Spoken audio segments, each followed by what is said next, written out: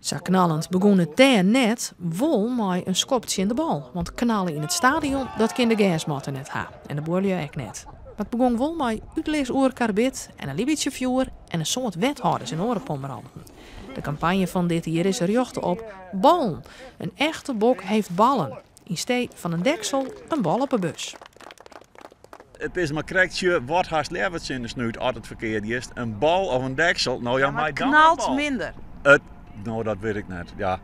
Er zijn altijd mensen die gaan daar wel een voefkop. Dan doen ze er meer karbiet in. Ik weet net dat dat beter is, maar... Het zijn niet om de lid op een oors kan grutte gevolgen ha. De campagne is dan ook echt nedig, nevens het haat van het brandwoedencentrum in Greens. En het eerste resultaat was eigenlijk al zichtbaar in 2016 en ook bij de jaarwisseling naar 2017 hebben wij nu minder karbidslachtoffers, maar nog wel meer vuurwerkslachtoffers. En dat laatste dat verontrust ons nog steeds, omdat dat ook leidt tot ernstige en veel ernstige letsels nog dan bij karbidschieten.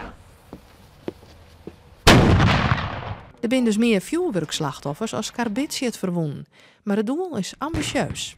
Het doel is te komen tot 0. Ja. Denkt u dat dat gaat lukken?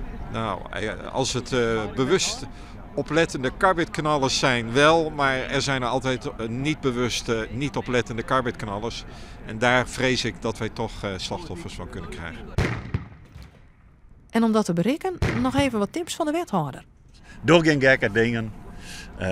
Broek goed materiaal. Zorg voor EHBO in de buurt. Denk ik goed om diezelf, denk ik om die kameraden. Dat ze geen gevaar in.